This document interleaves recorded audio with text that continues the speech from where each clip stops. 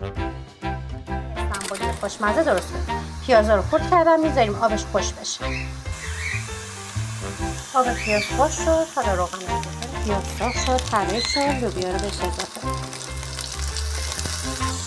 3 قاشق هم رب اضافه کردم، میذاریم تفت بخور تا خامی رب گرفته بشه.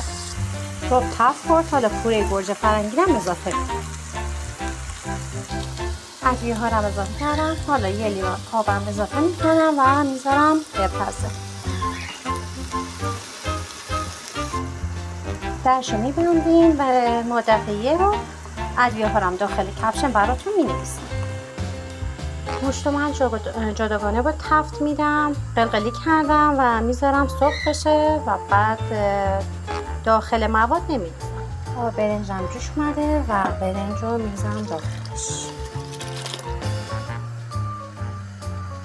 من برای خوش رنگ شدنش کمی زردچوبه و زعفران میزنم، هم سردی برنج رو بگیره و هم خوش رنگ تر بشه.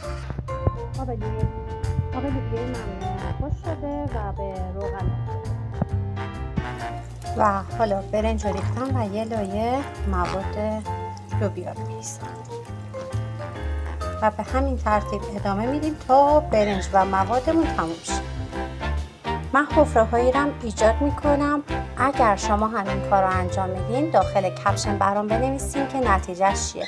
حدود 1 ربع از دم کشیدنش گذشته و من زعفران دم کرده رو بهش اضافه میکنم برای خوش عصر شدن و خوش رنگ تر شدنش و مابقیشو وقتی کامل دم کشید اضافه میکنم.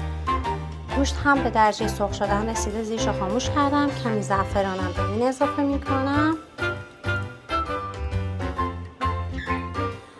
حالا دم کشیده و مابقی زعفران هم اضافه میکنم و میره برای 5 دقیقه دیگه دم. هم نتیجه کارمون. امیدوارم درست کنید و لذت ببرید.